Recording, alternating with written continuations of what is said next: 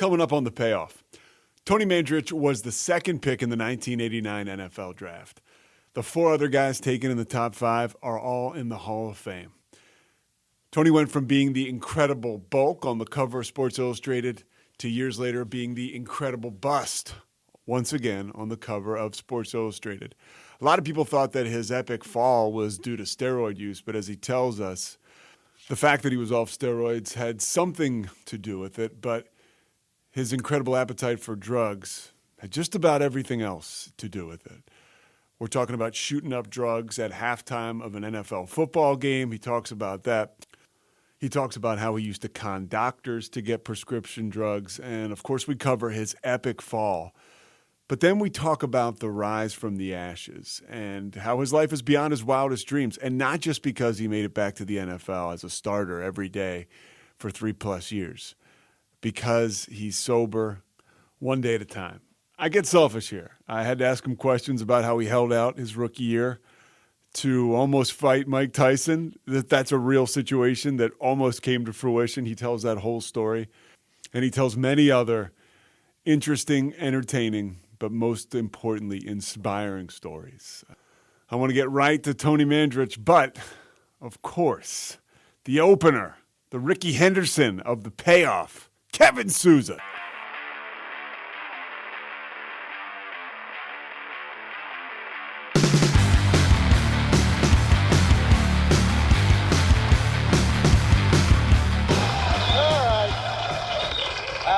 Guest was an offensive lineman at Michigan State and was the number 2 NFL draft choice this year. Look at this picture. This is him on the cover of Sports Illustrated right there. Boy, ladies and gentlemen, talk about cholesterol. Please say hello to Tony Mandarich. Tony, where are you? Pete. Tony. How are you, buddy? What's up, man? How are you? I'm doing well. It's not 115 degrees in Phoenix, so I'm happy. This time of year, I got a buddy who actually moved. I'm from Philly, so all my friends are a lot of them are still up there. And he and his wife moved from Phoenix back to the Philadelphia area. And another one of my buddies and I were talking. He said all they do is bitch about the weather now because it's not how it is out there. This time of year. It's a different animal. 100%. That's why people from Philly are so tough. A la Reggie White. Reggie White, yeah. Well, and Tony Mandarich from Canada. There's something in the water. Something about being from the north, and it's easy. It's funny. If I have to call somebody on the phone, I was thinking about this because I was thinking about what am I gonna say to them? If I have to call somebody on the phone that's not an alcoholic. Right. It's a little different.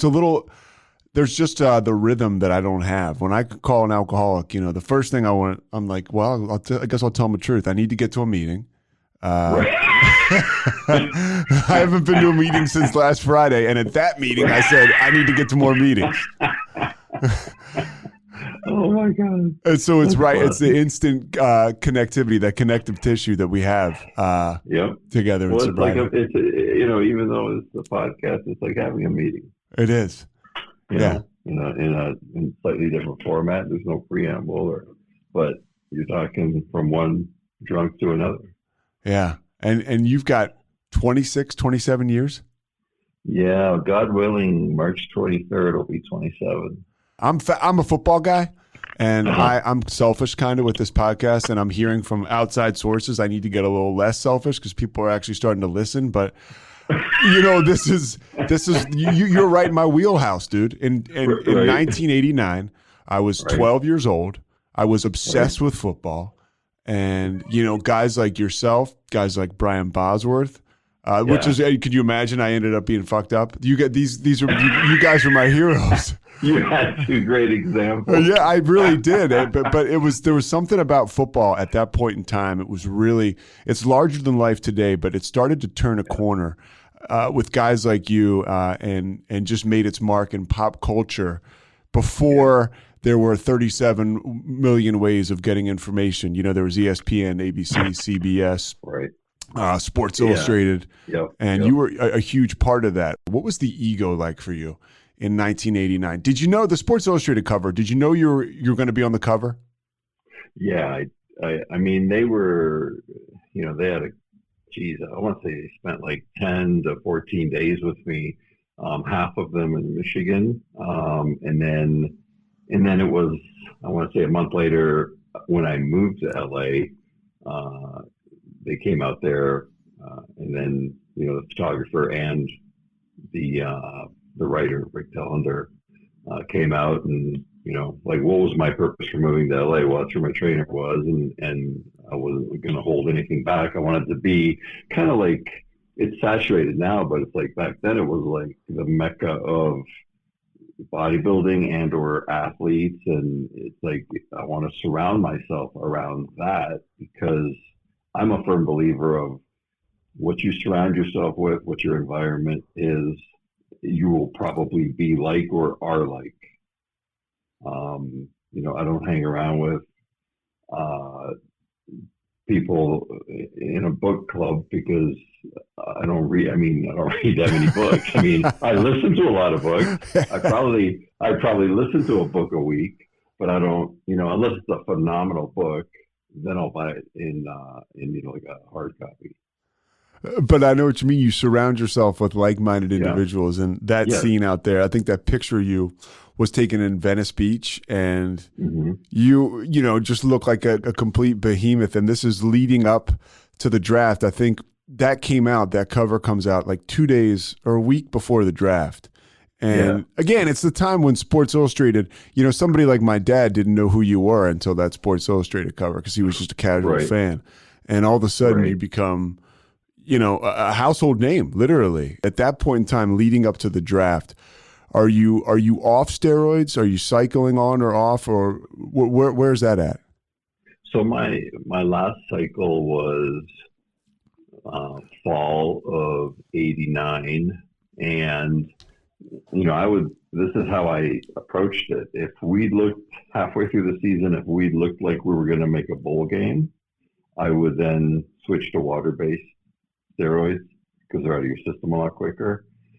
And then as we got even closer towards the end of the season, I would get off the water-based, because, I wasn't carrying around that much fat, and that's kind of really where it stores itself, and, for testing. And I just kind of timed it out, and it was like, okay, like my last game was the Gator Bowl against Georgia. New Year's Eve 1980. It was actually New Year's Eve 1988 going into 1989. So my last steroid cycle was probably October of that year, and knowing that they're going to test at the game, and then not just that, but knowing the combine was coming up in February, March. And the combine was a big thing, is a big thing, but it's not like it is now. Like it's like a freaking circus, televised, and it's like a whole week of combine. And back then it was, show up to Indy, where they had the combine almost all the time, and I think they still do have it there most of the time, because it's kind of centrally located in the country. And I was in a position of being a projected top 5 pick. So people like myself, people like Deion Sanders, people like Troy Aikman. 4 of the top 5 picks, by the way, in your draft are in the Hall of Fame. Yes. I feel, and obviously I'm the one that's not, but I can tell you one thing, I feel honored to have been in that class. Yeah, Troy Aikman, you, Barry Sanders, Derek Thomas, and then Deion. Yep. And then, not to mention, if you keep going down the list of that first round, it's like you have Steve Atwater. Yeah. Bert Grossman, I believe. Bert Grossman went to my high school. I went to Archbishop Carroll outside of Philly. Really? So Bert Grossman was a legend, Yeah, and he was, I think, in the top 10 picks. Yeah. Or top 12 picks. So, there was a lot of great athletes in that first round of that draft. So you knew you were going to be a top 5 pick. Yeah, because, scouts are, talking to you, and teams are talking to you, and they're obviously not violating any NCAA, rules as far as talking to you before the season's over. But, once the season was over, it was like, well, I'm not in school anymore, and I'm not eligible to play college football anymore. So then there was a lot of interviews, a lot of meetings. So when I went to the combine in Indy, I did my physical. I did everything that you would do at a combine, except I didn't do the physical, like the running, the lifting, and the other stuff, because being in that position of a projected top 5 pick, you had some leverage, and you could kind of make your own calls and be like, okay, I'm going to have my pro day at my school in 6 weeks. So it basically gives me 6 more weeks to prepare. Yeah. Physically after getting beat up all season. I believe a few of the other guys in those top 5 guys, I believe a few of them did the same thing I did. And this is long before the quote unquote pro day was like a popular phrase. Yeah. Like, it wasn't common. But I did it and used that leverage to my advantage to heal, my body, and to prepare, for a 40 time. I worked with a track coach. Now, do you cycle back up before you go, before your day in East Lansing, or no, you're done after October? Last cycle's October. Okay. And not replaced with anything except, I'm not even sure creatine was really around then. I was taking this is a free plug for this company if they're even still around. But I was taking those Animal Pack vitamins, like they came in a little plastic pack. There was like a few horse pills in there. Oh yeah. and it's like the brown and the light ones. Yeah, exactly. Yeah. So I was doing that, and I was, just doing your basic stuff, eating. I was, my nutrition was pretty darn on point. A lot has changed over the last 30 years just because of education and, just science. So were there some, could the diet and the nutrition have been better? Yes, absolutely. But it was pretty darn good as it was. And again, it was embellished a lot on David Letterman, for clickbait, if you will. Yeah, at that point in time. Yeah, you're sitting there with David Letterman, and right. Are you totally, like, were you on any drugs at that point in time? Were you on the painkillers yet? No. Okay. I had taken painkillers, but it was taken for the reason they were made. Yeah. And I wasn't taking them daily. And, you'll know this. When you're in severe pain and you take a painkiller, you will get somewhat loopy, but for the most part, because the pain is great, it works on the pain, takes the edge off the pain, and you really don't get too euphoric. But, that's kind of how it started for me. And then I started to realize, I feel pretty good. Like my back hurts maybe a little bit. I'll take a painkiller. Well, then I started getting that euphoric high. And I was like, this is pretty good. Like, this is better than even, drinking sometimes. Yeah, my mom hates when I mention this, but I discovered she's not an addict, and I discovered her medicine cabinet. So she had just a ton of shit left over. And I was a senior in high school, and it was like I discovered plutonium. And I was flying high into my second semester of senior year. And it was one of those things too. You're like, well, I'm okay on this. People can't tell that I'm messed up. No. And this is way before any of the education. Like, look, man, if you get wrapped up in this stuff, you're fucked. You have a way out that you and I will talk about, but you're in big trouble. But I didn't even know back then that it was bad. I just thought I'd discovered a shortcut. There wasn't the education. Exactly. The bad people or the bad drug addicts are the cocaine users, the heroin users, it's like that it's all stereotype, right? And, it never even entered my mind that you could be a drug addict with pharmaceuticals.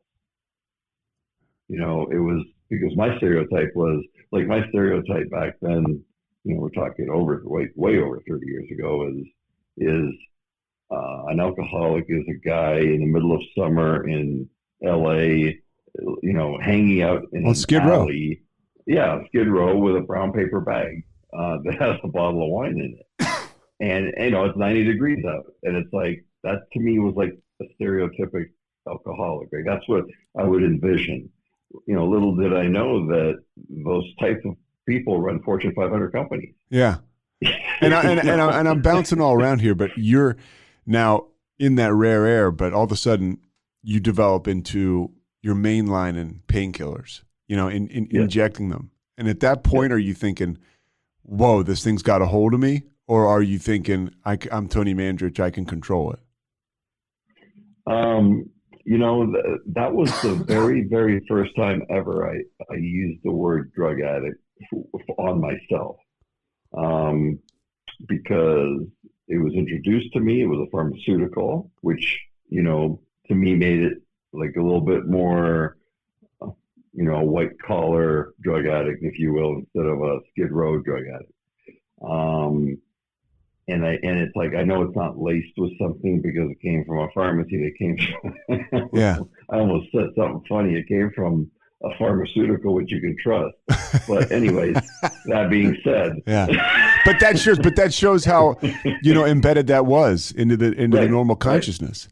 Right. Exactly.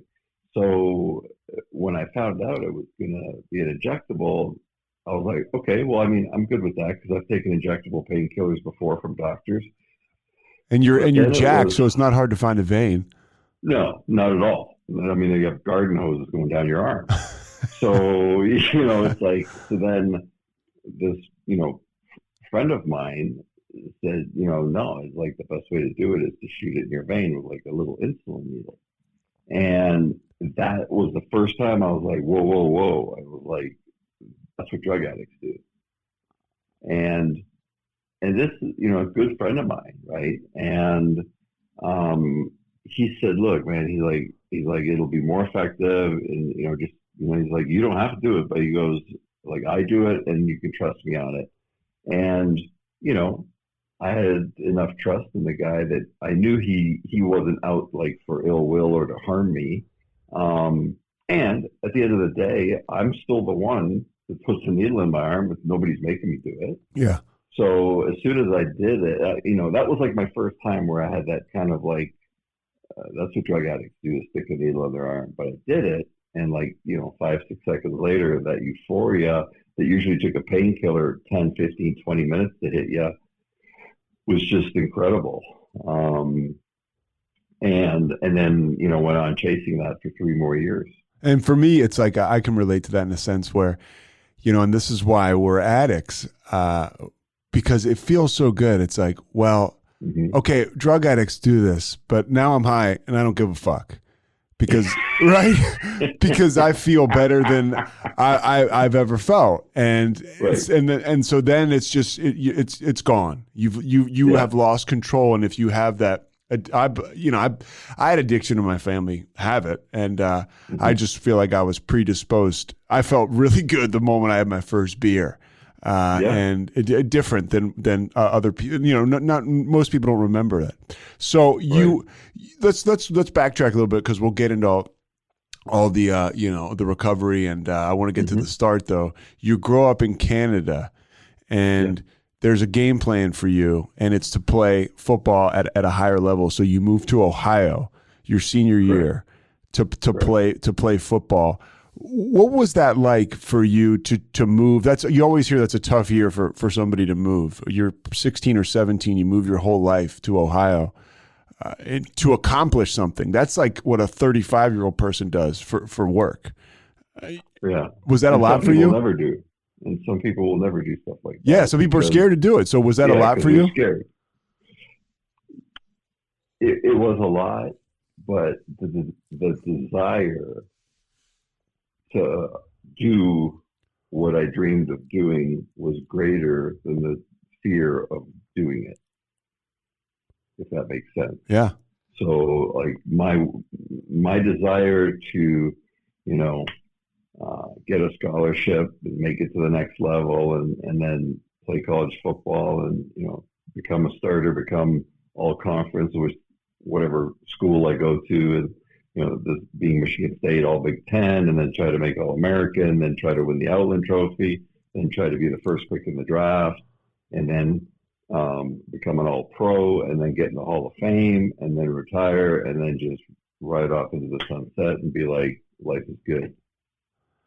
And as a young man, that plan starts to pan out, which is ultimately you come to learn, I come to learn. There's an acceptance with sobriety that that's not, the blueprint. My blueprint doesn't always turn out the way it's supposed to, or I intended. But for you, it works. You moved to Ohio, at least the beginning part. You moved to Ohio.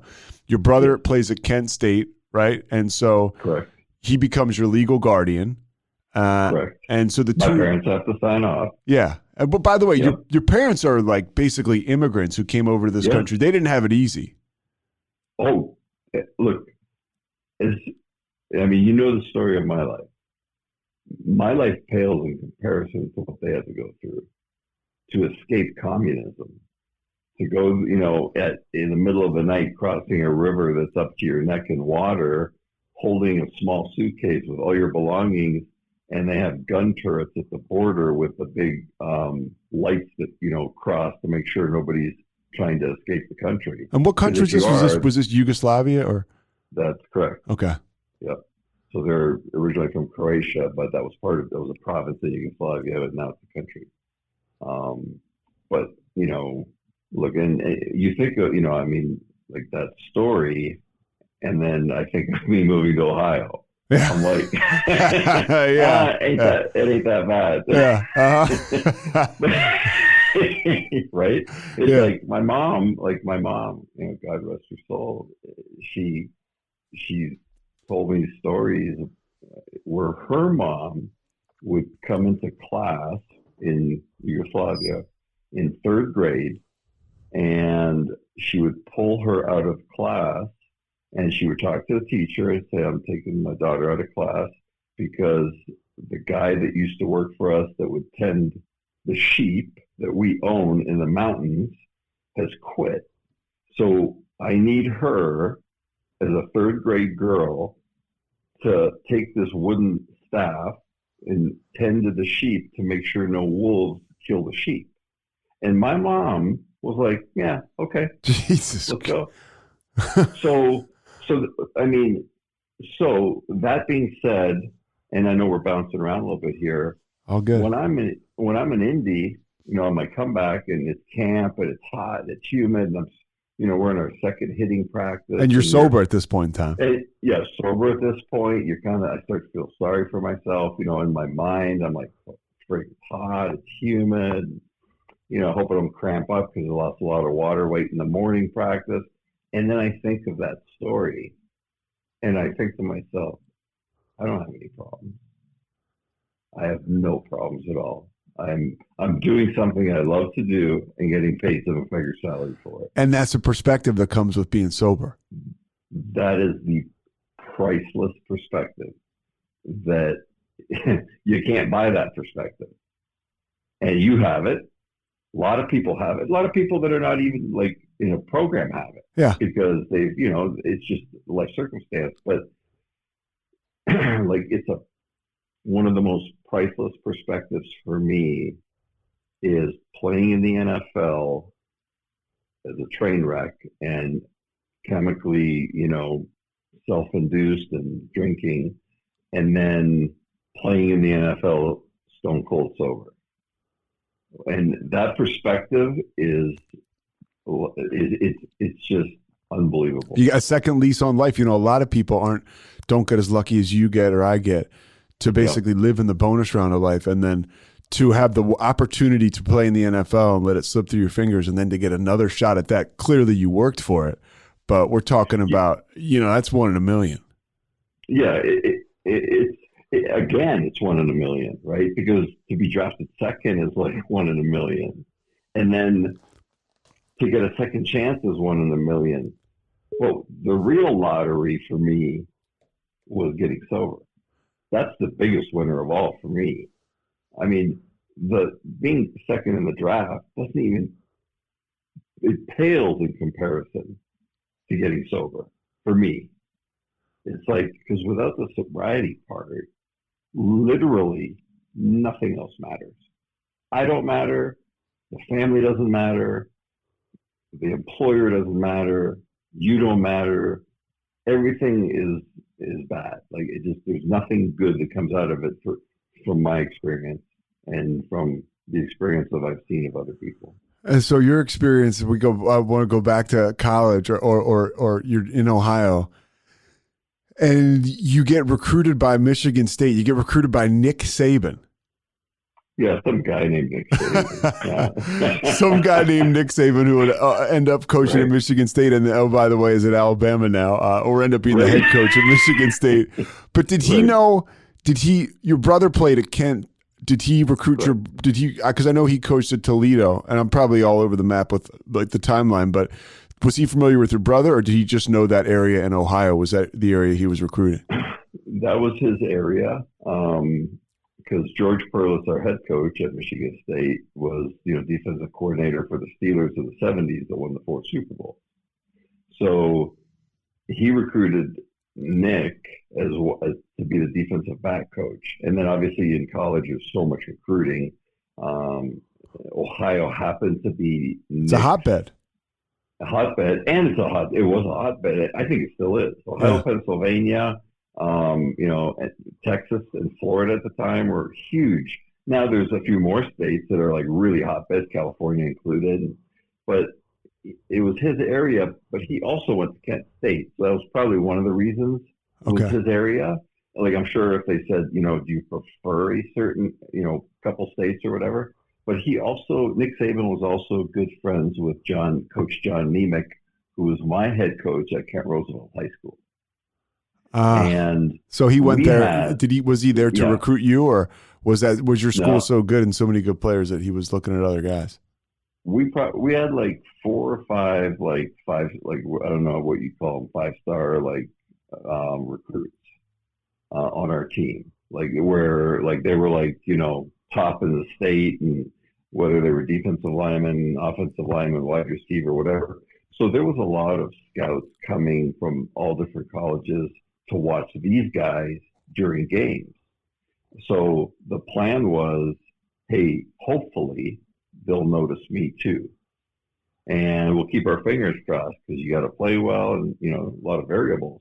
And Coach Nemec, I mean, him and his family, I mean, they didn't have to, welcome me with open arms, and they did. Because if you think about it, if I end up going there and playing at Kent Roosevelt, I'm taking the spot of an American kid. And a lot of people would be like, well, that's not fair. Yeah, especially at a huge football high school like that. Yes. So, I mean, our stadium held close to 10,000 people in high school. And some kid's worked all his life, right? That's his dream, is to start at that high school, and now Tony Mandarich comes in and takes his job. Yes. And I'll tell you what, those people couldn't have been more gracious. They were some of the greatest people I had ever met in my life, and developed friendships, and nobody resented it, and I never even really thought about that at that age, because you're young and stuff. But nobody really pushed back, and they were all welcoming, and they all wanted me to do well, and I like, it was almost like within a week of being there, it's like I'd been there for 4 years. Did you feel like I hear people say that come into 12-step and sobriety? A guy said this in particular one time when I was first coming around, born on third base, thought I hit a triple. Did you appreciate that, or did you feel like a sense of entitlement because the plan is going, it's everything's going according to that blueprint that you put out with your brother? You mean, did I feel entitlement going to Kent Roosevelt? Yeah, I mean, just the whole deal. I mean, it seems like everything's working out for you early on. Not really. No, I didn't. I was grateful. There was probably a 7 or 8 year period where I lived in entitlement, and that was that was close to the draft, and that was all the way up till I got sober. You go to Michigan State, and that's big time football. You go to Michigan State, you earn a scholarship, which is one of those things.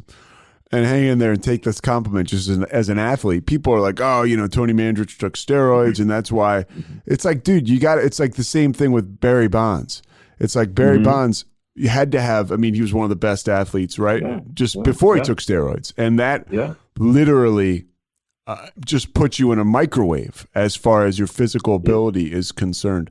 What was the leap like for you, skill and athletically, when you started to take steroids from high school into college? I did my first cycle in May of my spring semester of it was right before graduation of high school. And I did a real mild cycle. And the reason I did it was because I couldn't get over the threshold of benching 315 pounds. And now you got high school athletes benching, warming up at 315 pounds. And it's crazy. And that's a huge deal, dude. I was a football player and getting set to go play in college. And if you couldn't lift 275 within your circle of football players or egomaniacs, you're kind of people look down on you. It's a big fucking deal. And you go to bed at night thinking, I got to fucking find a way to get up 300 pounds or I don't count. Yes. And your peers, as they should, hold you accountable. And my peers held me accountable, but my peers also weren't they didn't hold me accountable and said, you have to do steroids. Everybody kind of kept everybody accountable. Hey, look, make sure you go to class, make sure we're doing all the right things the coach wants us to do. And, when you are surrounded, or if you're lucky enough to be on a team like that at any level, I don't care if it's. And this was in high school or college you're talking? Actually both, but especially in college because I was there 5 years. Yeah.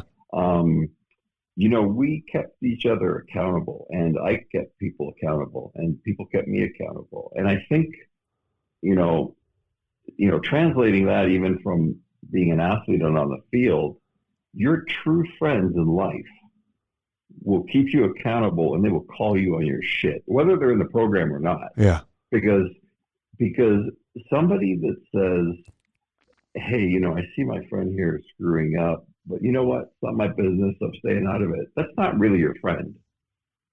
That's just somebody that doesn't want to deal with some confrontation and drama. It's like, if I see and I don't have many friends by choice, and if I see one of my friends kind of straying, I will not embarrass them, but I will pull them aside if we're in a group or something and just be like, hey man, FYI, this is what I see you doing. Now, I don't know if you see yourself doing it, but I'm just making you aware of it. And I'm telling you because I love you. And I don't want any harm done to you. And I'm not judging you or anything like that. I'm your friend. That is, to me, that's a huge part of being a legitimate true friend. And I can tell you, I have less than 5 friends. What I consider friends. I have thousands of acquaintances. Yeah. But I have very few friends. And because I also can't dedicate, for my definition of friendship and what I expect out of a friend, I can't dedicate that much time to more than 2 or 3 or 4 or 5 friends. It's once it becomes more than that, then I'm spreading myself too thin. Yeah. If I'm expecting them to do and treat me a certain way, and I'm going to treat them that same way, I really can't juggle more than 3 or 4 really, really close friends that will know my deepest, darkest secrets or whatever the case may be. It's somebody you talk to about your mom dying, or you have the acquaintance people, and then you have those people that are that sit with you. Yeah, that's why I relate that to being sober and 12 steps in AA, because when you have a sponsor you work with for a long time, they know everything, and it's an awesome relationship. And okay, life happens. Maybe you have to get a new sponsor or whatever, but then you've got to start all over with the deepest of shit. And it's good. It can be healthy because you add another person to your circle, but at the same time, I like somebody who already knows all my layers, where I can just pick up Yeah. the phone and call them, and they know the context. I mean, and that's the beautiful thing about AA. You can pick up the phone and call somebody in your circle, and you can get right to it, dude, like we did today. There's no, those are my favorite kind of alcoholics. When somebody calls you up and they tells you the dirtiest, darkest thing they just thought about or they're going through, and you're like, okay, this is my wheelhouse. And there's no shock value to them. It's like, and when it's the beauty of the vulnerability, right? Like it feels good to be a part of that. Right. And they know how messed up we are. Yeah. So it's like, I mean, it's that, I mean, there's so much strength and vulnerability, but I wouldn't have said this 3 or 4 or 5 years ago, but this vulnerability has changed into a different word of something else that I don't even want to talk about, of the society that's going on here in the U.S. And it's amazing to me how much the tools of the 12 steps have helped observe things in this country, and be like, you know what, the only thing that the program promises us is if we follow these guidelines, that we won't have to drink again. Yeah. And the promises will come true. And then, like these last 2 years have been, rough for everybody. And, unless you're a pharmaceutical. And then, did I just think out loud? Yeah.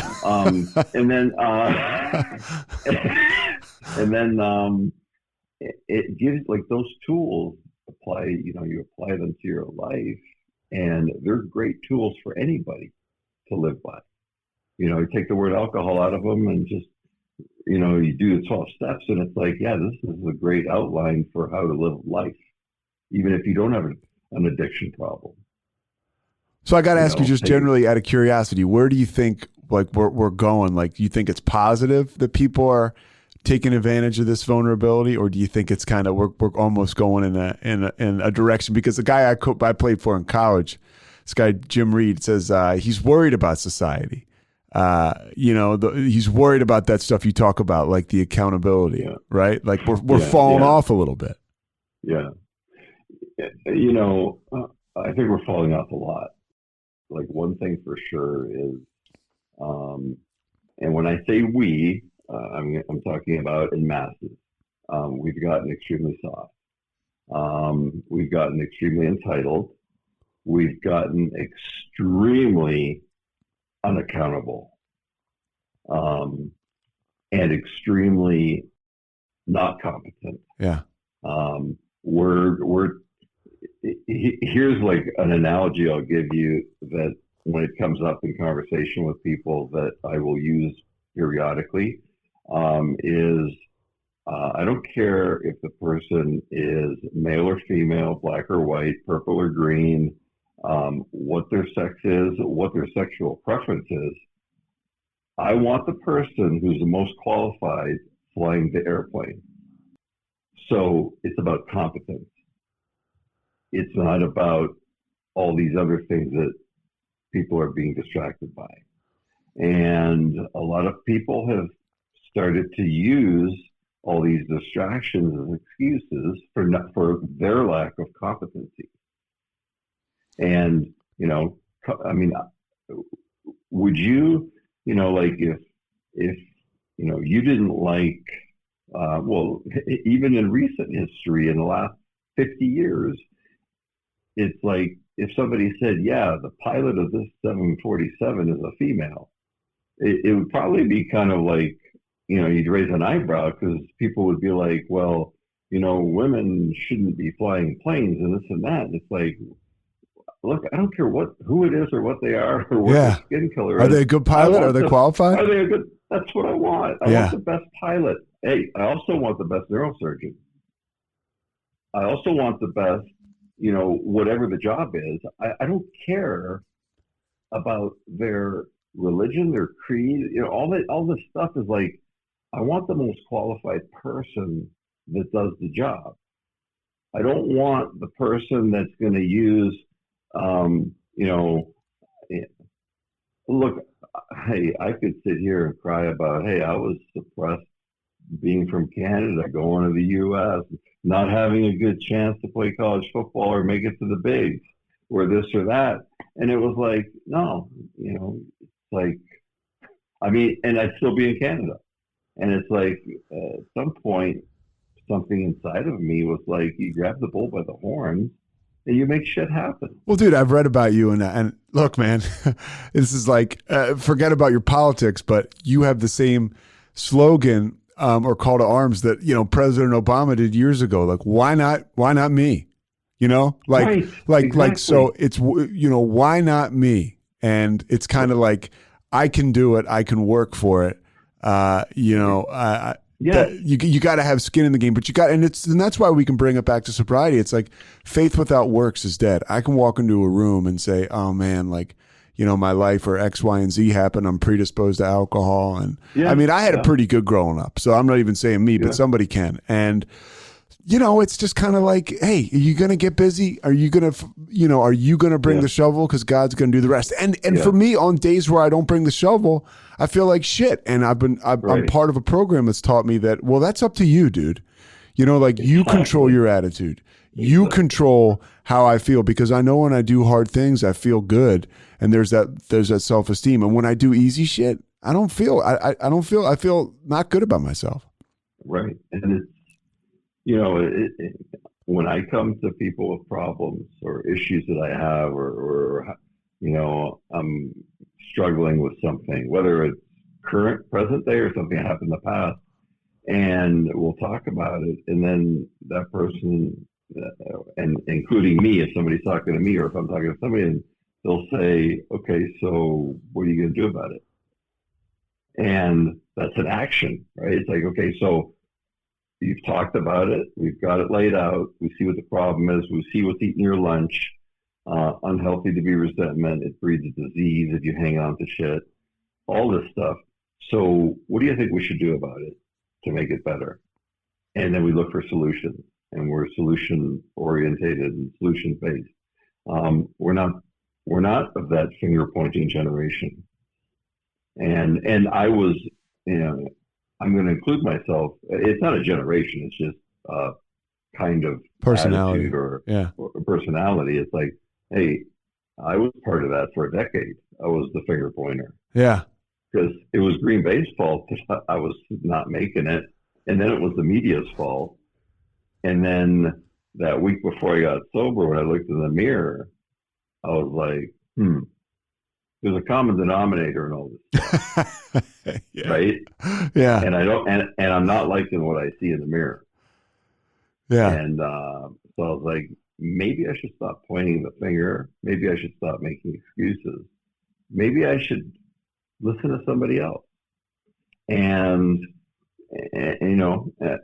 that word willingness, it was like I became willing to listen to somebody else, because I was like, I wasn't convinced yet, but I had a moment of maybe I don't have all the answers. Right. Yeah. And that's what it takes, the willingness. Like, okay, let me open my mind to, cause look, I gave my life, I've given my life to alcohol. Why not try giving it to God? Like my whole life, I've given it to alcohol and drugs. Shoot. Mm-hmm. I mean, I might as well try something different. Yeah. And because my life is a wreck. Yeah. It's like, apparently what I'm doing is not working. I'm not on a winning streak.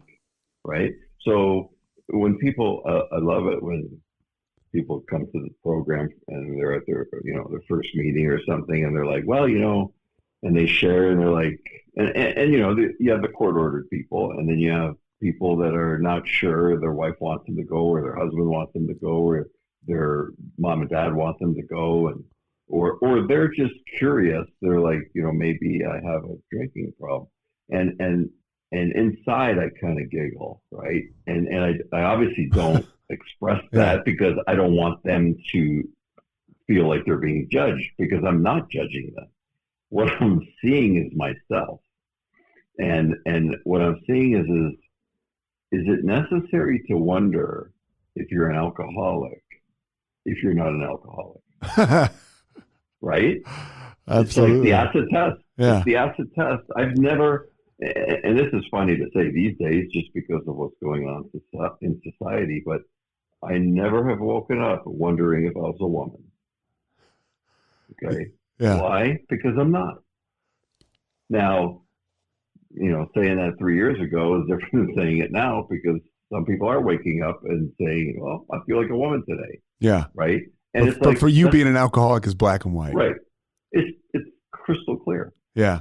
It's crystal, and that's not, and me using that example, I'm not talking bad about those people. I'm just giving an example. It's like what people, feel like somebody, like even my parents were like, are you sure? Like, this is after years of sobriety. They're like, are you sure you can't have one drink? And I'm like, trust me, I'm positive. Yeah. And they're just trying to be loving parents. But that response, dude, is a response to somebody who's working a program, because if I'm like teetering, or maybe I'm in early sobriety, I'm just looking for an excuse. I'm looking for somebody to say, hey, maybe you're not. Try one, and that's what we talk about, the work and being sober. Not only does it lead to a fulfilling life, but it also keeps you further away from relapse, and you didn't relapse, right? You got sober your first time, and then you stuck with it. I've never found it necessary to go back out. All right, so hold on. So you end up, you're in college, and you're at Michigan State.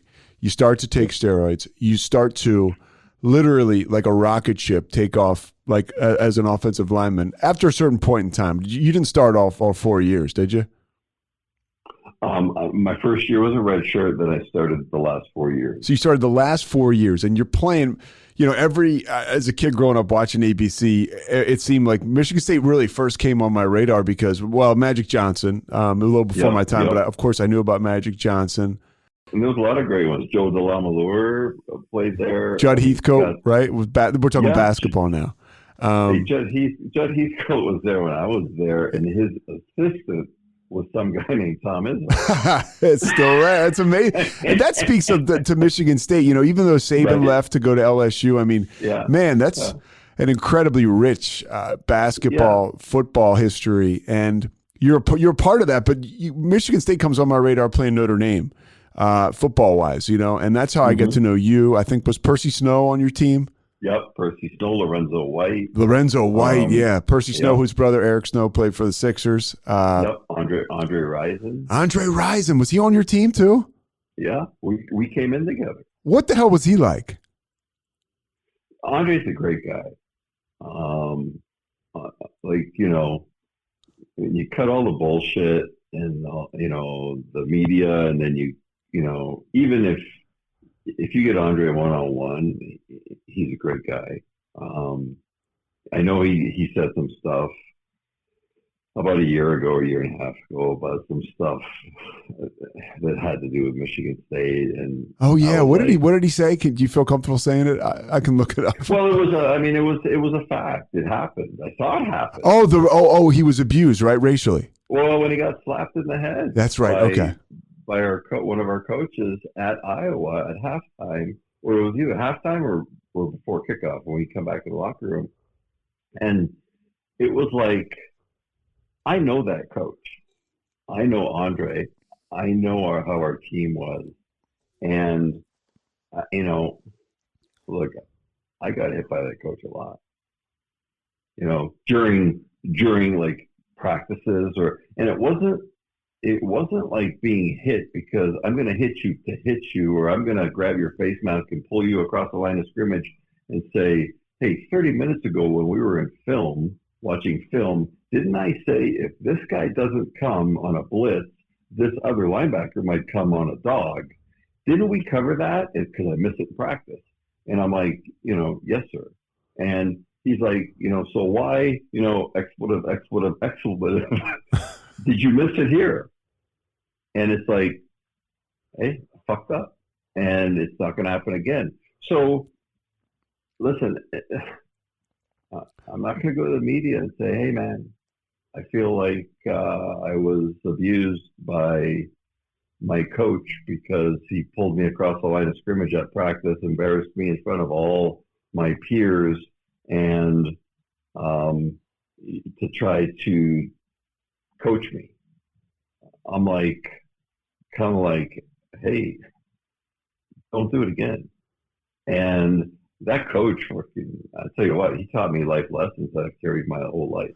Yeah, there's a guy who coached us. I went to the University of Richmond, and I went to play, and I couldn't play because I had cardiomyopathy, but they kept me on scholarship, and I was lucky enough to be just a part of the nest. And And we had guys. I mean, guys. There's a guy who coached for me, or who coached us, not for me. Nobody's ever coached for me, but who coached us. Who was the defensive coordinator now at the Jags, and the guy was an absolute maniac. And the stuff he did in our locker room as kids, I mean, it was like, you get put in jail. But it actually helped us, it made us better men. And not one person on the team that I know of has come forward and said, oh man, this was a terrible experience. Right. It made us, it helped us develop accountability. And even talking to you now about him, I kind of sit up straight. So we could talk about this all day, but I want to get back to you at Michigan State because I only have you for so long. You're at Michigan State. You start for all 4 years. You play with Bad Moon Rising and all those other guys. And what it sounds like is Andre's still family regardless. Absolutely. I mean, I would, I haven't talked to him in a few, like 4 or 5 years, but I mean, I don't hold anything against him. I mean, he's one of my brothers as far as I'm concerned. Yeah, and that's what's so cool about sports and college and the race stuff and the melting pot and it's brothers. It comes down to confidence. Yeah, exactly. Right. Yeah. Who's going to start? Who's going to start at quarterback? Who's going to start at left guard? The one who's the best quarterback on our team and the one who's the best left guard. Yeah, you don't see it. You don't see it in sports. Yeah. Right. They're not going to base it on if you got a 3.0 on your math test. Yeah. Because somebody will get killed. Right. Right. You've done your geometry well, but you didn't make the block. So you're at Michigan State and you're taking off. Your profile now starts to take off like a rocket ship. Every time we look at Tony Mandarich highlights, they got you running a guy off the screen or a pancake block as an offensive lineman. You were the first person that I'd ever really knew outside of some of the hogs with the Redskins. Yep. Jacoby. Joe. Yep. Yeah. Like Reggie, Joe Jacoby. Who I'm missing. Jim Lachey. Yeah. So those guys. Yeah. So those guys with the Redskins were made famous, and you were another one of the offensive linemen that I'd heard of and seen, and. You're extremely high profile. How was it navigate? What was it drinking like in college? You'll find this amusing. My drinking in college, I partied and I got wasted and stuff. But not very often because I was putting enough stress on my liver, kidneys, my organs from taking steroids that I thought to myself, well, I don't want to add even more stress, physical stress on my organs and my body by coupling it with drinking, right? So my goal of making it to the next level was more important to me than partying. Now that didn't mean I didn't go out. And there'd be a lot of times I'd go out and have a beer or a drink. And that was not a big deal. But to go out and party all the time, I didn't do it nearly as much as, I didn't do it nearly as much as people might think I did. Was it smart for you to go when you go to when you get done? You guys played in the Rose Bowl too, right? Yeah. So we beat USC. Yeah, we beat USC twice that year. We actually opened up with USC at a non-conference game at home that year, and then we ended up seeing them in the Rose Bowl that year. Do you think that playing on such a big stage lended itself to you being taken so highly in the draft? I mean, you were on TVs every weekend, or do you think it was the fact that, hey, they were going to find you regardless? Well, I think they're going to find you regardless. Okay. It's like, look at Randy Moss. I think he played at Marshall. You know, where did Jerry Rice play? I can't remember. Mississippi Valley State. Yeah, I mean, it's like, where's that? Yeah. Besides Mississippi, right? So it's like, if you're good, they're gonna find you. Yeah. So were you ready? And they may do some extra testing on drills and stuff to make sure, because they're going to take into consideration the competition you play against. Is it the same competition week in and week out that Alabama plays, that Georgia plays, that the SEC plays? Like, they're like playing a freaking bowl game every weekend. You know what I'm saying? Yeah, like, no, the Big Ten. SEC, I mean, you're playing in the Big Ten. It's no joke. Yeah. So the same, and it was the same for Big Ten. It's like, you play Michigan, you play Ohio State, you play Wisconsin, So I think if you're good enough, you will be found even in the Division III school. Yeah, that's good to hear. Just for young people coming up, absolutely. You bust your ass, you're a late bloomer. You will make it. Yeah, they will find you. So you get found. I mean, early in your tenure at Michigan State, and all these accolades. You're this decorated offensive lineman, and you move into the draft, and like I said, you become sort of a household name, but the ego, from the outside, it looks like the ego's out of control. Tony, you didn't, I remember this as a kid, you held out going into your rookie year as an offensive lineman, and because you were talking about fighting Mike Tyson. Yeah. That's true, right? Well, it's a real story. Yeah. I mean, that's like a thing that really happened. Like, so how did that develop? I mean, I'm living in LA working out with my trainer, and I already have an agent at the time. Who was your agent, by the way? It was a guy named Vern Sharbaugh, and he was actually one of my brother's coaches at Kent State. Then, like, my brother at Kent State in 5 years had 4 head coaches. Oh, wow. So, Vern was on the staff of early of my brother's career at Kent State. And then Vern didn't go back into coaching. He became an agent, but he was somebody that always was a great guy and somebody that obviously I trusted and my brother trusted. So, and he went into that business of becoming an agent and helping players, invest their money and so on and so on. So he became my agent. So he calls me one day and he says, hey, he goes, I got a call, and he goes, I kind of had to double check some things because, this is long before internet. So he's like,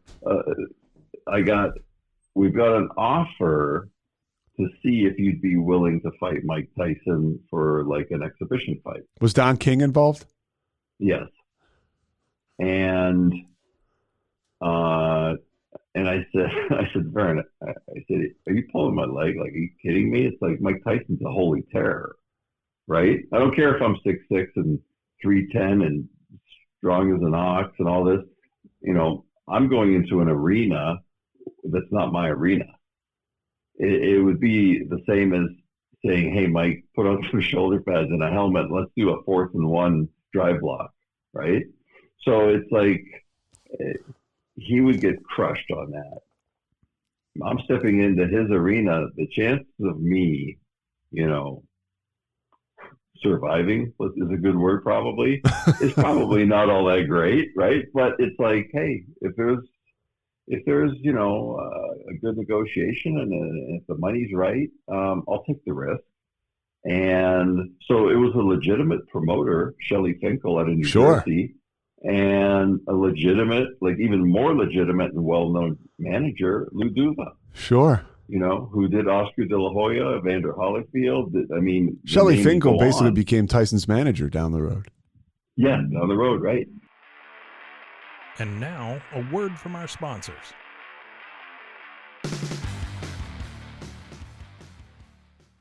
So they fly out to LA and they want, first, I told them, yeah, I'd be willing. And then they said, okay, our next step is we need to find out if you have any boxing skills. So we're going to fly out to LA. We're going to get into a boxing gym and we're going to, put you through some drills. And it's like, they're like, do you have any boxing skills? And I'm like, well, I mean, street fighting is not boxing skills. And they're like, correct. And I said, so then, no, I don't have some boxing skills. Right? Should I lead with the chin? So they fly out and they put me through, it was like a 4-hour workout. And you know what? Lou Duva was like, there's no doubt that I can teach you what you need to know. You have the strength, you have the speed, you have the quickness, you have the power. And he's like, we need 9 months of solid, concentrated boxing training and conditioning. And I said, hey, I'll do it if we can negotiate it with their, Tyson's people. I'm willing to do it and put football off for a year. And I was in negotiations with the Packers, and I kind of use it as a leverage. Sure. So, they were at the $5 million mark. Okay. And my ego probably saved my butt here. I was like, explain to them what I just said, explain to you. I said, look, I'm going into Mike Tyson's arena where he is just destroying people. And for $5 million, I'm risking my life. So I said, I wanted, 10 million.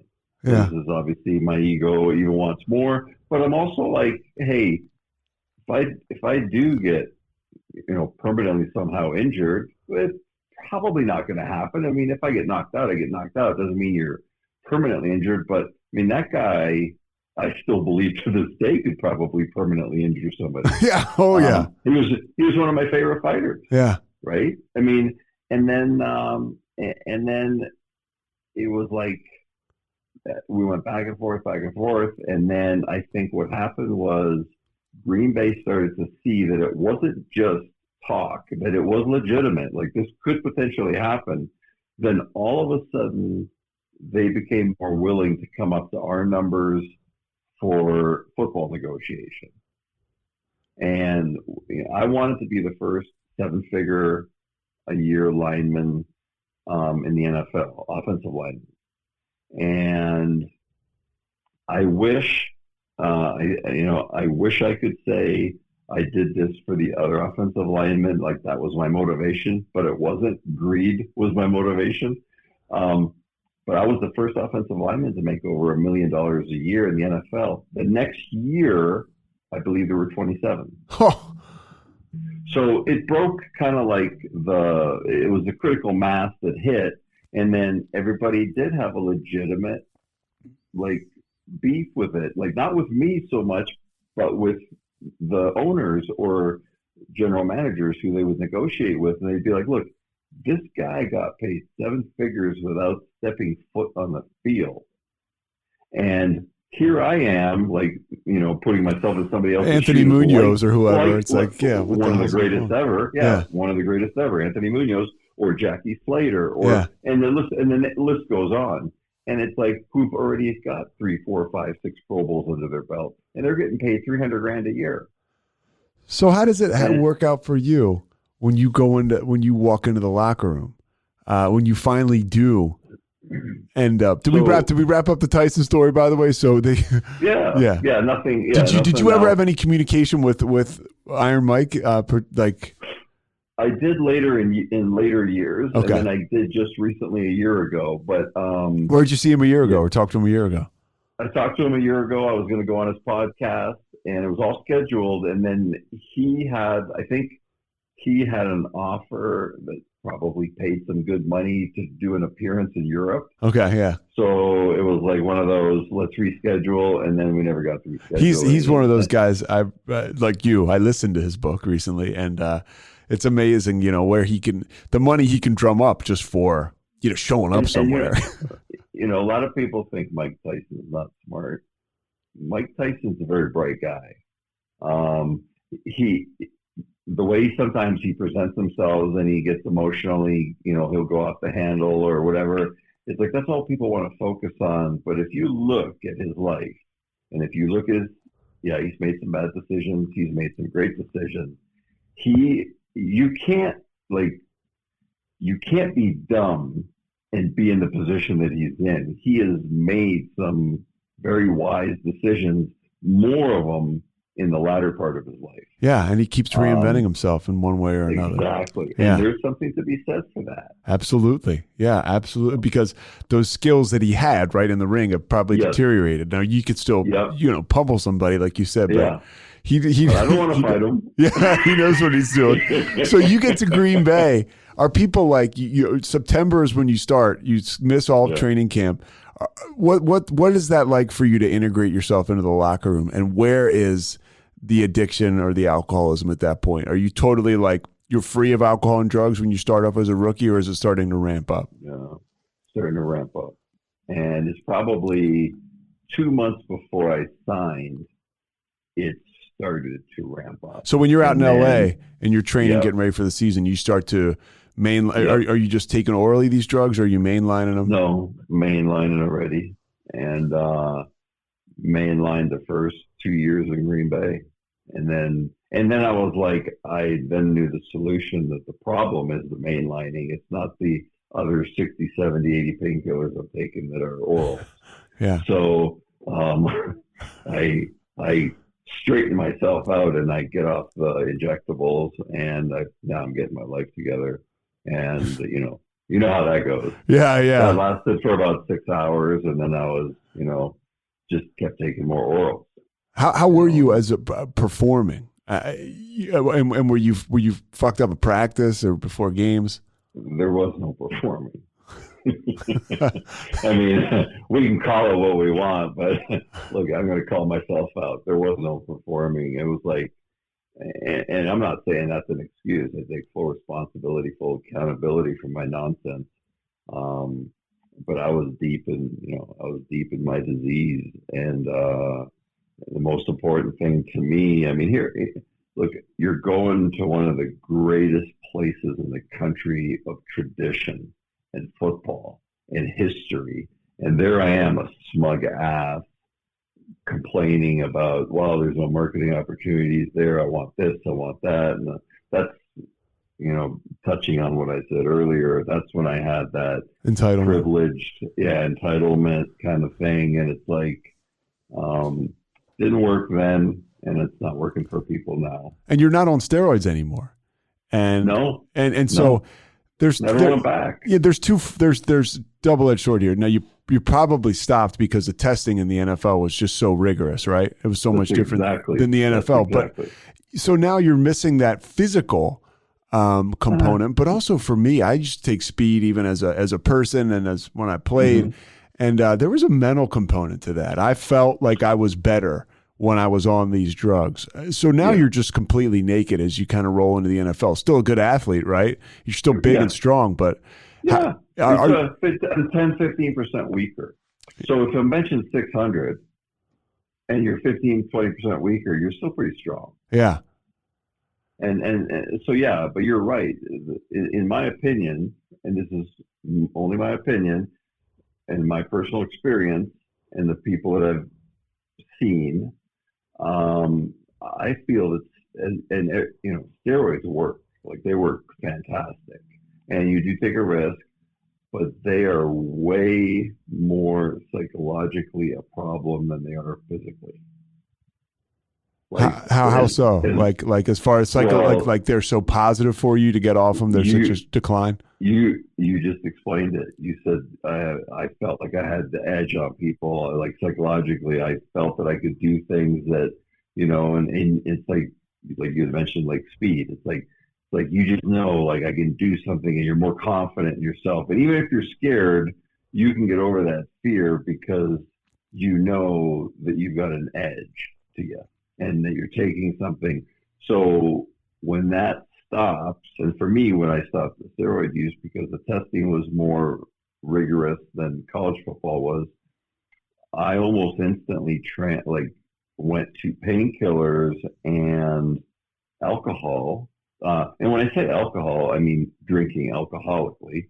I almost went to that, like in a 4 to 8 week period. It transitioned, like, to fill the void. Instead of filling the void with spirit, I filled it with spirits. You know, Yeah. like demons. Yeah. You know, and the spirits of alcohol. But it's, you know, you and I now looking back, it's like it makes total sense. It's like that's what we do when we're in the midst of our disease. It's like the void has to be filled. Like the void was created because the steroids were removed. Well, what's it going to be filled up with now? Well, I chose, you know, painkillers and alcohol. I don't even know at that juncture in your life you choose. You know, now we know. But right. No, I agree. I agree. But looking back, looking back, you're like, oh, I can see where I replaced that with food, or I replaced it with sex, or I replaced it with shopping, or I replaced it with gambling, or it was always like, hey, stop replacing and just stop for it. Well, something outside of myself. I was talking to another alcoholic today. Right. It's like I constantly am searching outside of myself to make myself feel better. And that's not just that's you're chasing your tail. So, and I'm curious about this. So you're using a shitload and you're drinking a lot, using a lot of the painkillers. Are you taking painkillers or drinking before practice or before games? Like, are you ever taking painkillers in the locker room or drinking in the locker room? Only every practice. And only every game. So you're drinking before games or eating painkillers before games? It's more painkillers before the games. After the games, it's more drinking. Okay. I mean, I remember being in at Sun Devil Stadium at ASU. That's when the Phoenix Cardinals, that was their home stadium. They just moved from St. Louis. Yeah, and so that really dating myself. So this is like 1990, 1991 maybe. And at halftime in the locker room, I go into a stall and I'm sticking a needle in my arm, and I'm like a starter. And and then I'm like, because I know that this painkiller is gonna make me looser, which is gonna make me play better. Did it? Oh my God. Are you kidding me? So was it the opposite of the guy we saw running people off film when you're watching film on Mondays or whenever you guys did in Green Bay? Are you like, fuck, man, I look terrible? Well, I played, there were moments of glimpses of, playing well, but the majority of it was, I was like, when I played in college, I played to break people's will, and I played to, I often use the word torture, but I wanted to break their will so they didn't want to play against me. When I got to Green Bay, it was almost like the opposite, and I became much more passive, and that's a big thing with opiates. I mean, they're downers. Opiate is a downer. But they'll make an addict like me or you. They'll make us think we're charged up, kind of. Exactly. And so I could tell, like, in my play that I was like, yeah, I could still hit people pretty good, but I was so disinterested because my quote unquote, it seemed like my full-time job was how to get more doctors, to get more prescriptions, to get, more painkillers. And I don't want to spend all day on this, but it's so interesting because I've heard this about you. I heard you say this. You had a way to figure out the best way to get prescriptions because I guess there were like different classes, right? And so, yes. So break that down real quick. So there's a thing called a PDR. It's Physician's Desk Reference. It's almost like it's this huge, ginormous book. And they probably don't even have them in doctors' offices anymore because of the internet. But I remember them. If you remember them, like they were just like they had every single drug that any pharmaceutical made and what it did and this and that. So if that's how I knew. That's how I knew what I was taking when I stole something from somebody. Right. The prescription pad. Yeah. And it's like there's that whole section on narcotics, right? So then it says whether they're triplicate prescriptions, because this was before electronics, before there was triplicates or duplicates. Well, triplicates were stronger because a copy stayed in the doctor's office. A copy stayed with the pharmacy, and a copy of that triplicate went to the DEA, Drug Enforcement Agency. Yeah. Duplicates are still will mind alter, and they'll still give you that high, not as much as a triplicate would, but a duplicate prescription goes to the doctor's office and the pharmacy, and that's it. So it was trying to find that sweet spot of which are the best duplicates to take to raise the least amount of red flags for getting, my drugs. What was the best duplicate you found?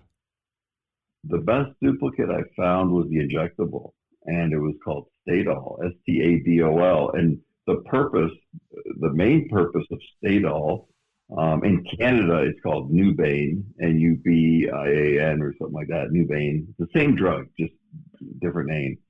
It's given to women that are going into labor. So it takes the edge off of their pain, but it still lets them be able to push when they need to push. But it doesn't numb you so much that, you can still do something. It's not like you're on heroin or you're falling. Right. So how are you getting this? What based on what? Are you based on that you're Tony Mandarich and you can sweet talk a doctor, or did you have back pain or? Well, let's just call it black and white. I was just conning people. Yeah. I was conning doctors, and I was when I think of this, it really makes me go, damn. I had the balls to walk into certain pharmacies, kind of slowly build a relationship with the pharmacist, getting legitimate prescriptions, and then being like, hey, for $500 cash, do you think I could get some of this? And, and then all of a sudden they're like, they kind of look around and they're like, yeah, come back in 20 minutes.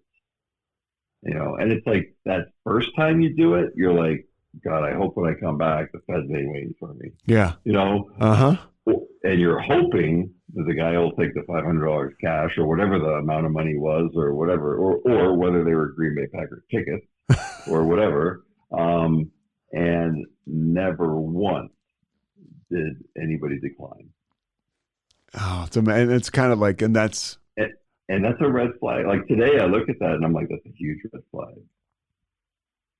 And there are, and that's not a blanket statement for all pharmacists. That's just was my experience, because there were pharmacists I didn't approach with that because I could knew. I could just tell. Yeah, we can tell. Yeah, and I'm like, I want nothing to do with that by the book guy. I'll be in handcuffs in 20 minutes. So what's the low point? You don't, you never had any major run-ins with the law, but what's the low point in the NFL as we're kind of moving towards sobriety? It was almost like a low point decade, but like the catalyst low point, it wasn't even the catalyst because I didn't change for 3 more years, but it was a pretty big blow to my ego when that second SI cover came out saying The Incredible Bust. Yeah. Because I was thinking to myself, even back then, I thought, man, I had the world in the palm of my hand. Because the first one, for people that don't know, said The Incredible Bulk. Yeah. And this one said, and that was coined by SI. I didn't say that, they did. But I ran with it. I'm like, I'll run with it. And they were, like you had mentioned earlier, publications back then were few and far between, and they were a huge authority in the sports world. Like if they did stories in SI about an Olympian or an athlete, it's like, that was like not gospel, but it's like, this is a credible source of news, of sports news. So, and they put The Incredible Bust on, and it's like... They did a fictitious story about a pitcher for the Mets, Sid Finch. Person didn't exist, but they wrote an April Fool's Day story about it. And people thought this pitcher could throw 180 miles or whatever. Oh, my God. Yeah, so that's just to give a window into Sports Illustrated. That was back in like 1987. But yeah, so The Incredible Bust, it says on the cover now. And do you just kind of drink and take drugs through that? Because you're still in the league, right? Yeah, that's my last year in the league. It was 92, It was like I had like 2 months. It was like October, November, whatever it was, and I was ending like when I was coming to the end of my 4-year contract. I was put on injured reserve because of a pretty bad concussion that year, and that came out, and yeah, that was like a huge like ego blow, but it was true. It's like I probably at that time I know I didn't admit that it was true. I was like, it's Green Bay's fault, media's fault. It was everybody's fault but mine. But once I got sober and looked back, I'm like, well, they nailed it. They're absolutely right with what they wrote. But that wasn't the catalyst that got me sober. It was along the road because after like 2 months later or 3 months later in February, Ron Wolf, the GM, calls me up and he's like, I'm in Michigan at this time, living in Michigan. And he says, we're, just calling you, to say, thanks for your services and we're not going to, re-sign you or even negotiate to re-sign you. So, you're declared a free agent and you can, shop yourself wherever.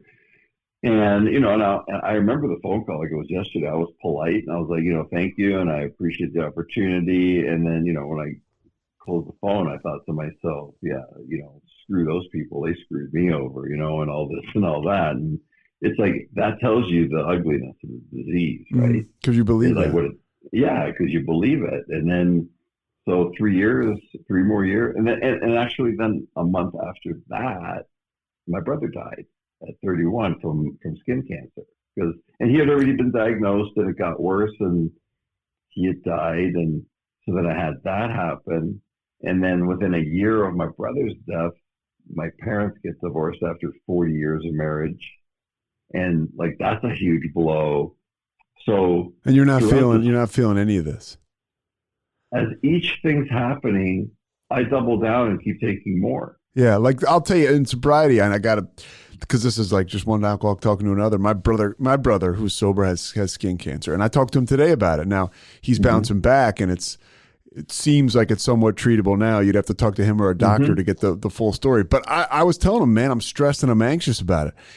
10 years ago, 11 years ago, I would just be getting hammered through the whole thing, and I don't even know. Maybe I'd have moments of breaking down, right, where it was like emotions that were just gushing. And, now it's hard and it's real and we're kind of all walking through it together.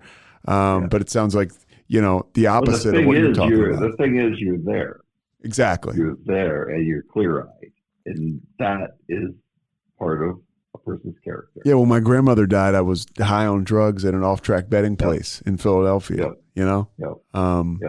So all this stuff's happening. You're self-medicating, and then you end up in a rehab in Detroit. What happens and what starts to change? Well, my buddy talks to me up in Michigan where I'm living, and he says he's 10 years older than me, and he's like, if you don't, if you don't change what you're doing, it's like I thought I was hiding it well. Obviously, I wasn't. And he's like, you're going to die. He's like, and I had heard that many times. There was a lot of people in Green Bay that tried to help me. And I was like, no, I'm not as bad as you think. And, but my buddy talks to me and somebody that I respect a lot. So I was like, the one thing he said to me that was like a Louisville slugger across my face was, he's like, you've been out of the league 3 years now. And we weren't even talking about like going back to play football. We were just talking about getting my life in order. And I said, what do you mean I've been out of the league 3 years? Because it felt like I was out of the league 6 months. Yeah. And so I was out of the league for 3 years. And I literally got up off the couch, walked over to the calendar on the wall and looked at the date and the year. And I was like, oh my God, it has been 3 years. And so, and just had, good conversation, just kind of heart-to-heart conversation. And I said, you know what? I said, what do I have to lose? I'm miserable now, and what do I have to lose? So, yeah, and he did a lot of the footwork of arranging, a place for me, and I paid for it. I didn't have any insurance, so I just used, How were money the finances there at the end of that? They were getting slim. Okay. They were getting slim because, with the behavior of alcoholism comes grandiosity and all that other stuff, and grandiosity can be expensive. So, you had to have the best car, you had to have this, you had to have, you couldn't have one little, one ATV, you had to have four, all this. So, and then always, picking up the tab at restaurants for you and your friends. And all. You start doing that for years, this stuff adds up. But now you're the guy that had 4 ATVs and you're sitting in a rehab in Detroit, right? Yes.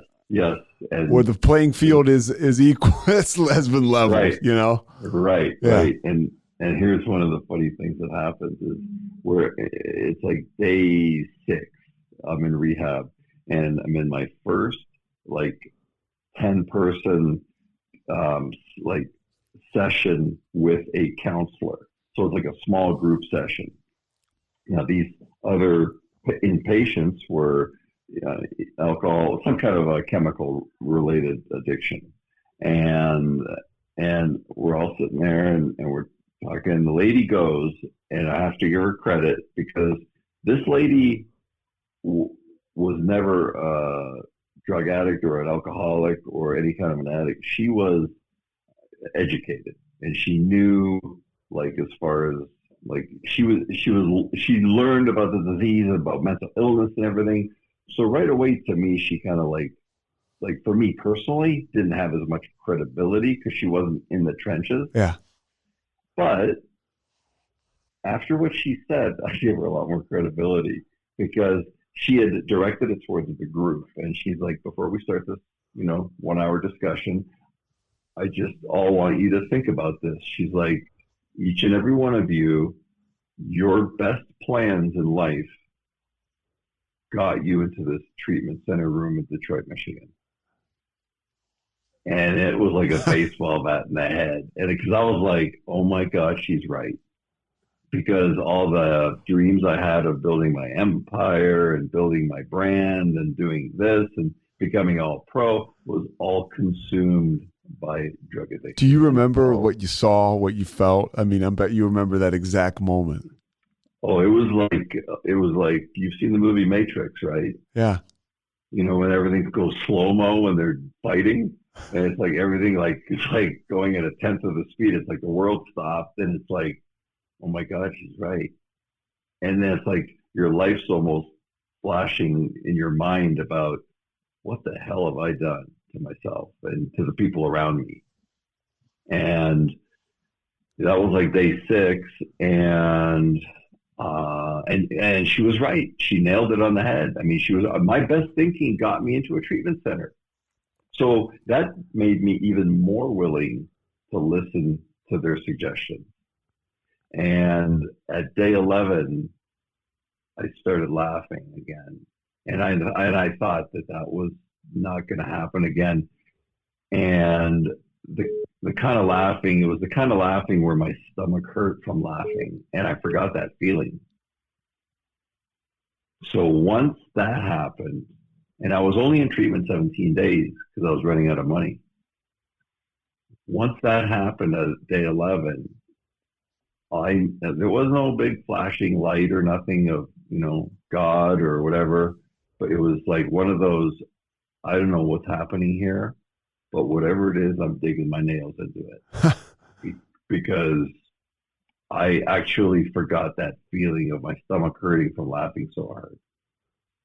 And really, but been laughing for 27 years almost now, and almost on a daily basis with something, and that, and there's been a lot of tragedy. There's been deaths of my mom. There's been divorce. There's been all these.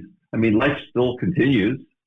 It ends up being on how do I handle what is happening in my life now, and but it's a much easier, softer, gentler way to live sober.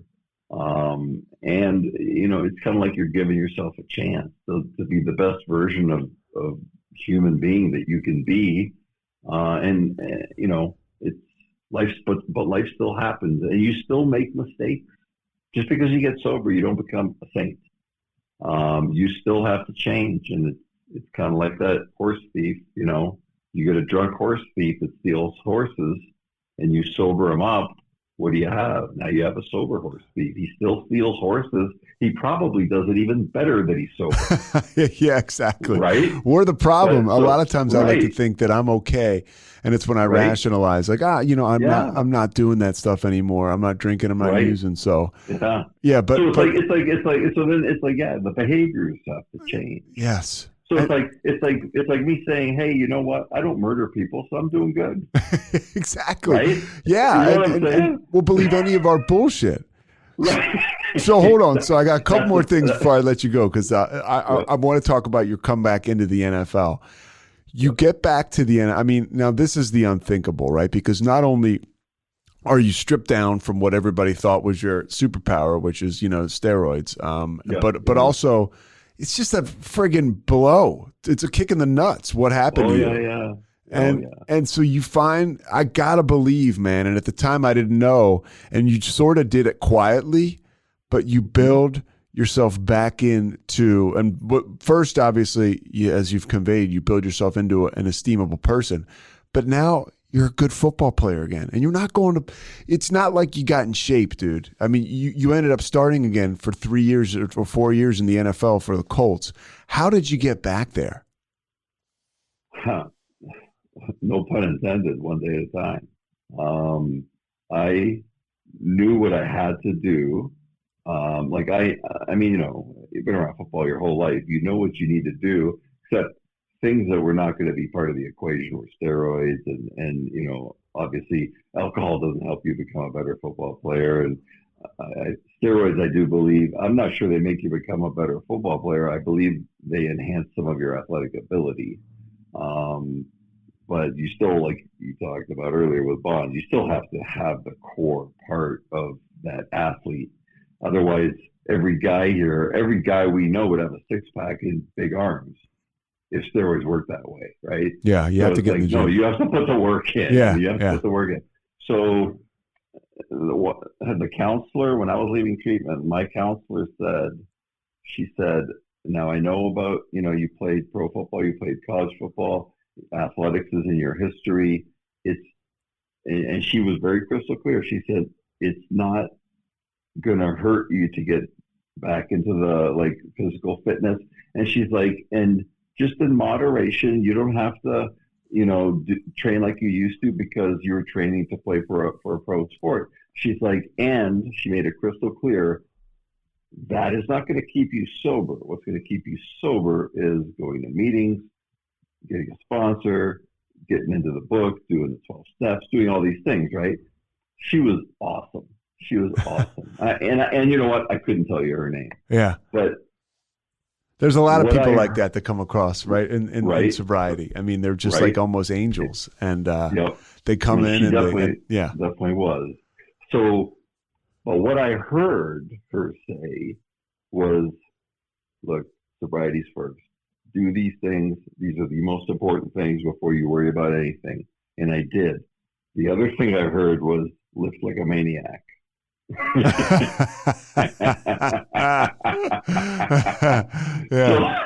So I swear on my brother's grave and my mom's grave, every single day I left nothing on the plate when it came to the task at hand, whatever it was. There was a 6-month period where for 7 days a week, for 6 solid months, I played racquetball to try to get the foot speed back. So you're talking about, an average of 180 days in a row playing racquetball. Yeah. To try to get some foot speed back, because I knew I was out of the league for, 3 years. And even though I was still young, 28, 29 years old, now you're not that young as far as a pro athlete. And what's the meeting situation like when you're crushing it playing racquetball and getting back into that shape that you need? You need that footwork. You need quick feet. I like in my 12-step meeting. Yeah. I averaged more than one meeting a week for the first 5 years of my sobriety. Okay. I mean, I'm sorry. I averaged more than one meeting a day. Okay. For the first 5 years of my sobriety. That's unbelievable. There were some days that, like travel days with the team and stuff, where we just couldn't make it to a meeting.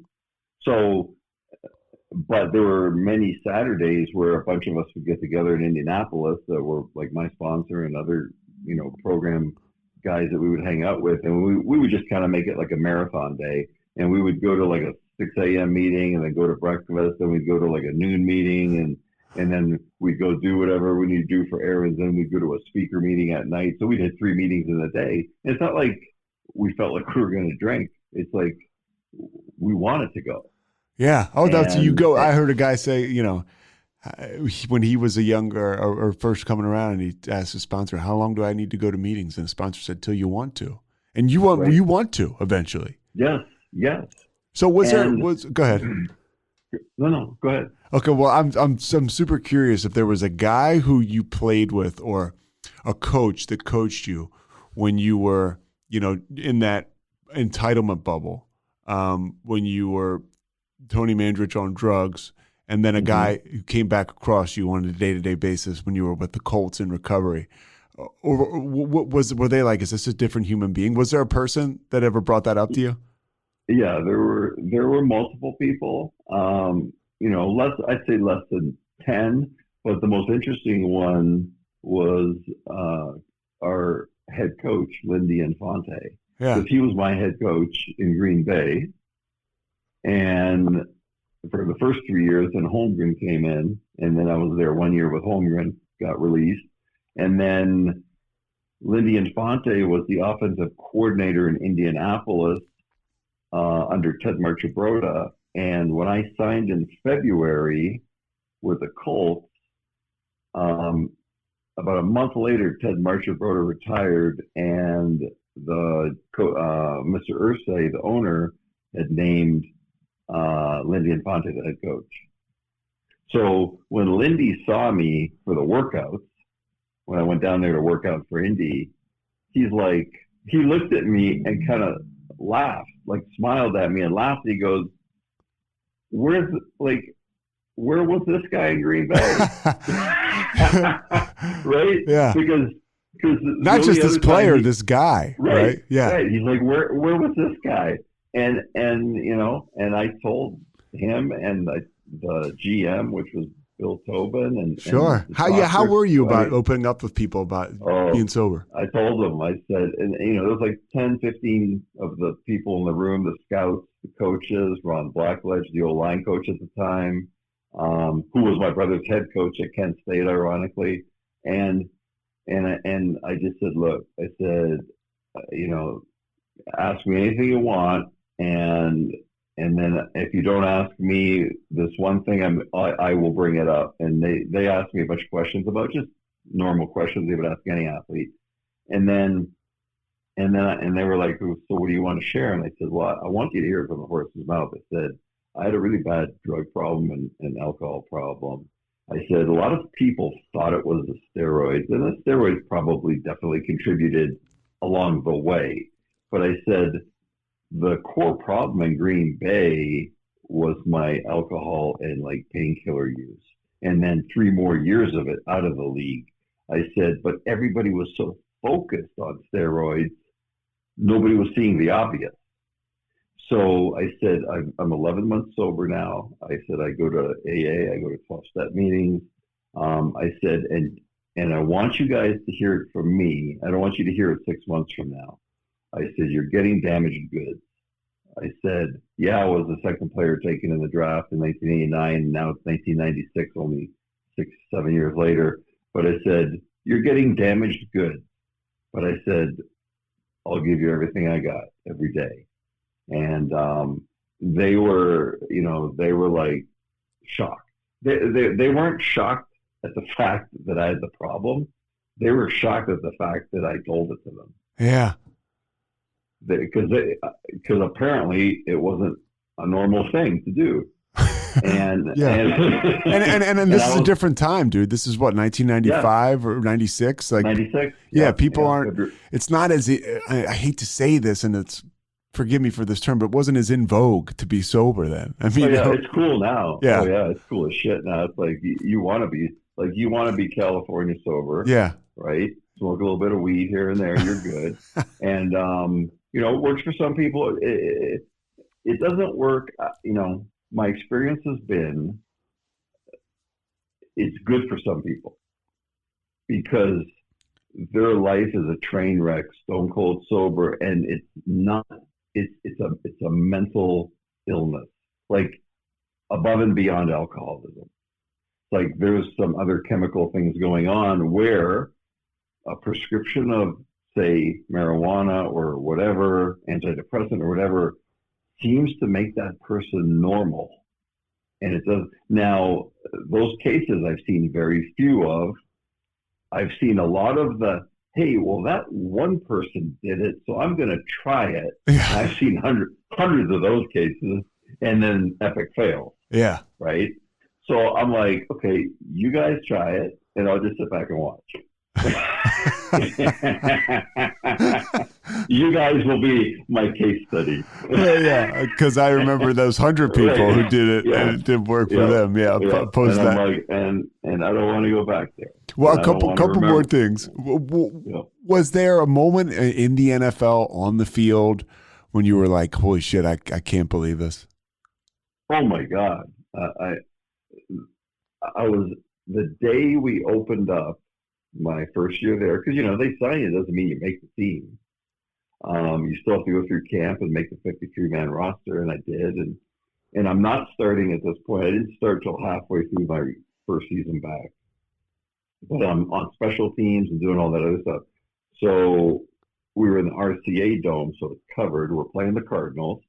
They come up to Indy, and it's opening day in the NFL, which might be the third greatest day in the world next to Easter and Christmas. It's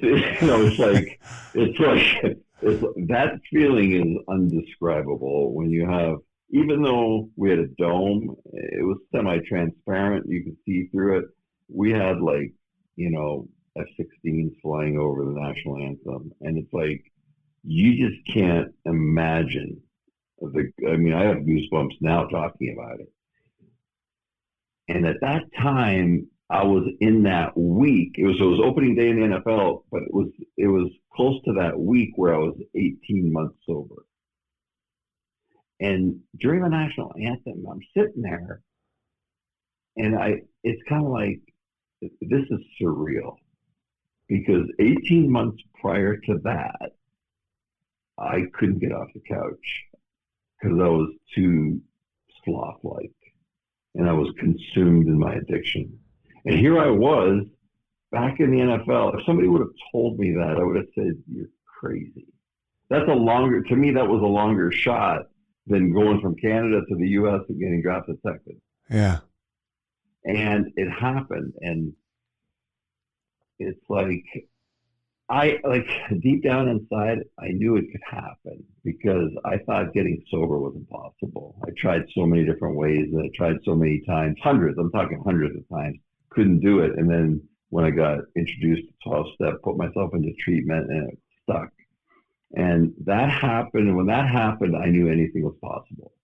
And so a lot of things, you have to have luck, and a lot of things have to fall in place. And that happened. And I thought to myself, and you're sitting there, 50, 60,000 people, and back in the NFL, I'm in a uniform. Somebody actually gave me a job. Because 18 months ago, I couldn't have worked at a gas station, or I couldn't have dug ditches. I couldn't have done anything.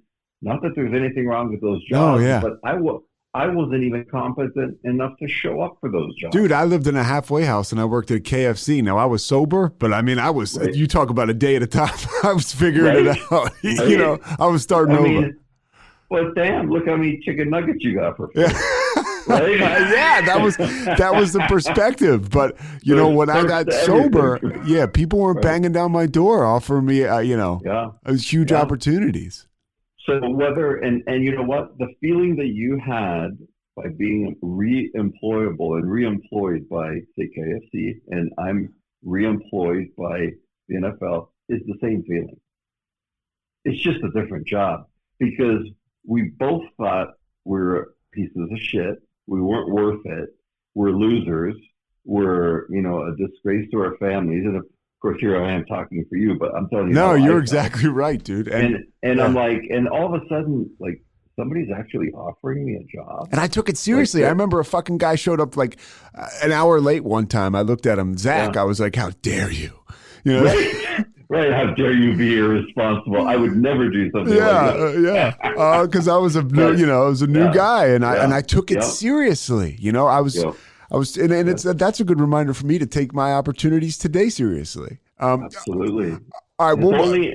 It's only, I remember the words in my head were, as those F-16s flew over, I just thought to myself, only by the grace of God am I here today. And then that said, along with, getting sober and, that act of providence that happened for me and that happens for so many of us. What do you say to the person that's in the meeting that's just trying to get one day that asks you, what do I do? What do you got to lose? I mean, what do you really have to, like, why are you here if life's going so good? You're probably not on a winning streak. And to change your circumstances, you have to change your actions. And just give it a chance. Like, just give it like a legitimate 30 days. And I know that, as you know, putting together 3 days sometimes felt impossible. But you can do it. And you're not special and unique that you have problems that other people don't have. All you have to do is trust in the process and become part of that community of a group, or don't think you're so unique and special that nobody can relate to you. Because trust me, hundreds and thousands can relate to your problems because they have the same problems. Some of them have even worse problems. So, that there used to be a phrase, I don't know if it's still used, but when I was first going to meetings, that there's some people that are just terminally hip and fatally cool to make it because they don't want to be around the cheesy crowd that's the one day at a time crowd. And I'm like, you know what? I'll stick with the cheesy. If that's what you call cheesy, I'm in on the cheesy crowd because life's a lot better for me now. And you got nothing to lose. Absolutely nothing to lose and everything to gain. And you still have the choice at the end of those 30 days to say, you know what? My life is worse. So I'm going to go back to drinking because my life's better. It's 30 days for the rest of your life. And a guy that I know in meetings says, we'll refund you your misery. Exactly. Yeah. And that's the exact. Because when you're kicking ass in life, do you ever feel compelled if you've never been to an AA meeting just to show up at an AA meeting? Everybody kind of crawls in there, dude. And the one thing we haven't mentioned is by opening up and by giving that real shot at that 30 days, man, Tony, there's people who have come around to meetings that actually did give it a shot for 30 days and bared their heart and soul. And maybe they went back out and died for whatever reason. Well, I know why, because we're addicts and that's what we do. But they helped me. Absolutely. And that stays with me. Absolutely. And then you get that person that's in and out, like hundreds of times. And you think to yourself, that person is never going to make it. You see them get 25, 30-day chips over 10 years. And you're like, they're never going to make it. And then all of a sudden you don't see them for years and they're like 4 years sober. And you're like, oh my God. It's like you just never know. When a person's ready, they're ready. And like I said, you don't go to AA because you're kicking ass. When you first come to AA, you go to AA because you're getting your ass kicked. If you're drinking chemically and doing stuff like that, and it's a very and I do say AA and I do say 12 step, and but it's it's a very sacred thing for me, and I hold it really, dear to my heart. Dude, I can't thank you for taking the time to spend time with us. I mean, you're an amazing photographer. You do public speaking. Clearly, you spoke to me today and publicly, ultimately, and I think we're going to help, or you're going to help some people. And the book, and just with this podcast, the book is My Dirty Little Secrets, right? You can get it on Amazon. Yep, you get it on Amazon. What else can they find you? What else you got going on? Anything I can share? My website is my name, so it's just TonyMandarich.com, and it's got it's mostly right now got my photography on it, but I'm actually just gonna make it a central hub. It's gonna have my photography. I'm dabbling into the podcasting stuff, and got some other projects going on. My public speaking information will eventually be there, but I just want it to be one source, one place, one-stop shop. But most of my concentration is the public speaking, the photography, and just being of service. And you're Tony Mandarich, so people can find you. I mean, and I just like I did. I sent you a direct message, and you're of service, and you got right back to me. And the only social media I really go on is Instagram. And even though I have a Facebook account, everything from Instagram syndicates the other social media that I have. But the only place I log in on is Instagram, and because you couldn't build a better platform for photographers. No, it's awesome. And right? your photography is unbelievable. And I think a lot of people will be shocked. I think people were shocked when they saw you back in the NFL. And I think they'll be shocked by some of your eye, and it's unbelievable work. And dude, I cannot thank you enough. For me, somebody who, you've been in my life for 3 decades, and to be able to have this moment with you and share with you in sobriety is just unbelievable. I remember when you came back with the Colts, and I was still, I was in the middle of it. I didn't even know I had a problem, but I loved the feeling of you getting back on top, and just sharing with you, and also relating that it's an everyday struggle regardless of where you are. But you got to do the work. Yeah, you got to do the work, and it's just our whole discussion today is really how you and I dialogue, whether we were doing a podcast or where we were sitting having coffee. Yeah, it's just that's how the program works, and it's just phenomenal. I mean, I'm almost 27 years on borrowed time, and I take every day extremely seriously, and I'm very lucky to be sober. Tony, man, thank you so much. This is going to be up on Thursday. I'll send you a link to it, and I'll be in touch, awesome. Man. I can't thank you enough. Awesome. I really appreciate it, and I'll make sure I share it and everything. All right. Take care, Tony. All right, my friend. Have a good day. You too, buddy. Bye-bye. Thanks so much for listening to The Payoff with Pete. Once again, I'm Pete Souza. And of course, we are part of the Rogue Media Network. All kinds of good podcasts you can find at roguemedianetwork.com. And of course, you can find this podcast and all those other ones wherever you get your podcasts, iTunes, Spotify, other spots like that.